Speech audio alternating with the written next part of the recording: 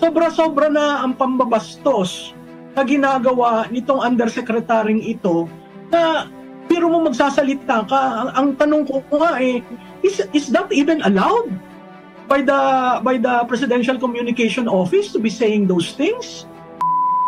By the Presidential Communication Office to be saying those things? Parang hindi ito tinuruan ng communication. Parang hindi ito tinuruan ng pagrespeto sa institusyon. Diba? Ngayon, kung ang bardagulan is the official communication framing of this administration, huwag kayong magulat kung ang taong bayan ay magalit sa inyo. Kasi yung paglalagay sa kanya dyan, at lahat ng sinasabi niya since day one, hindi nga part ng news arc eh. Sinisingit niya ang linyang Duterte. So, masyado niyong binababa ang kategory at ang quality ng presidential communication. Maling-mali ang tagapagsalitang yan, no? Unang-una, ang sinasabihan mo ay Pilipino. Citizen ng Pilipinas. Natatandaan nyo nung panahon ng COVID na halos ayaw ng papasok at sinabi ni Presidente Duterte, mga Pilipino yan, papasukin natin dahil sila'y mga Pilipino. COVID yan. At pinagsalitaan ng mga experts, sir, mahirap tayo magpapasok kahit isang Pilipino dahil baka carrier yan, maipit tayo. But at the end, anong sinabi ni President Duterte? Pilipino yan, pabayaan niyong makapasok sa kanilang bansa. Itong si Undersecretary Castro, para mo sabihin na wala na kaming pakialam sa ICC, para namang sinabi mo na hindi Pilipino si Duterte, at ang mahigit doon, naglingkod yan sa bayan. Sobra-sobra na ang pambabastos na ginagawa nitong undersecretarying ito na pero mo magsasalita ka. Ang tanong ko nga is that even allowed by the Presidential Communication Office to be saying those things? Parang hindi ito tinuruan ng communication. Parang hindi ito tinuruan ng pagrespeto sa institusyon. Diba? Ngayon, kung ang bardagulan is the official communication framing of this administration, huwag kayong magulat kung ang taong bayan ay magalit sa inyo. Kasi yung paglalagay sa kanya dyan, at lahat ng sinasabi niya since day one, hindi nga part ng news arc eh. Sinisingit niya ang linyang Duterte. So, masyado niyong binababa ang kategory at ang quality ng presidential communication. Nakakalungkot dahil para sa isang taong naglingkod sa bayan mo ng 6 years, dapat kahit na anong problema natin sa ating naging Pangulo, lagyan niya naman natin ng respeto.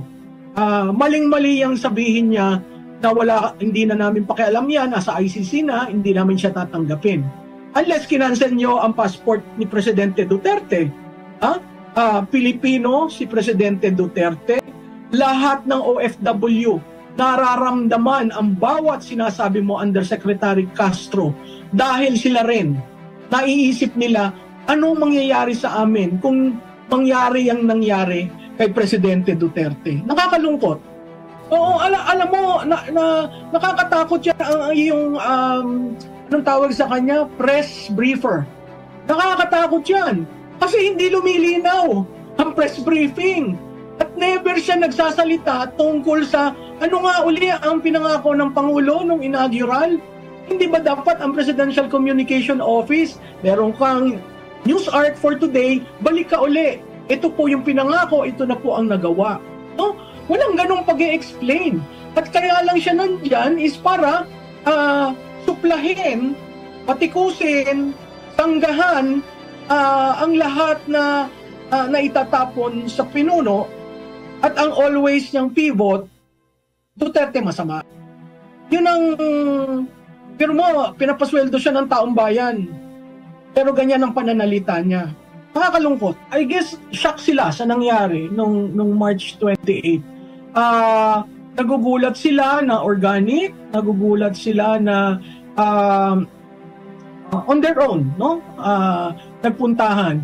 At hindi yan nangyari lamang sa Davao o sa Mindanao, pero nangyari sa globally.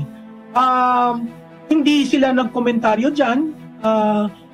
Pakiwari ko, nagmamatsyag sila kung anong mangyayari. Nagmamatsyag sila on several fronts. Saan ka nakakita ng administrasyon na kampanya sindi ng usok, create ng usok, create ng apoy, na halos sinusunog mo na ang bansa mo dahil sa politika. Ngayon lang ako naka-experience sa aking professional career sa politika na yung partisanship at yung political persecution are the means by which to destroy legitimate opposition.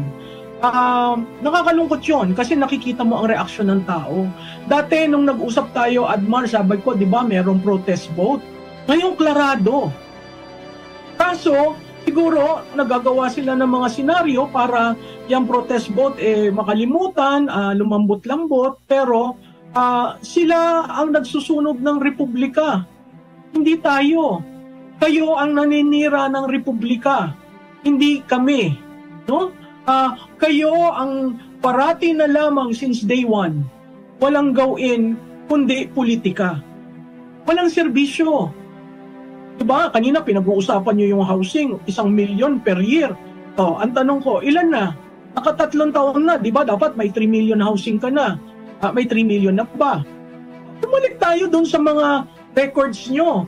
Ang daming foreign assisted projects na sana na-launch na, no? Na-inaugurate na. Pero tumigil. Bakit?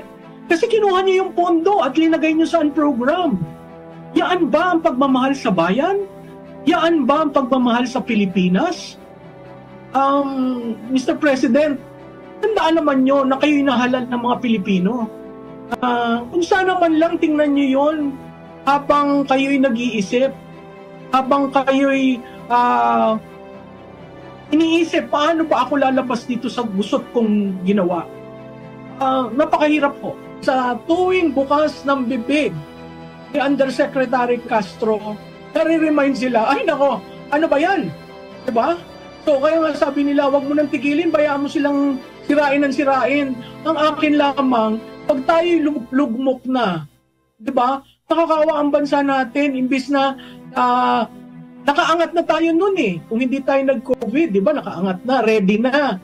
O nag-COVID, o sige, tulong-tulong tayo. Pero dumating si Mr. Marcos, talagang lugmok na naman. So,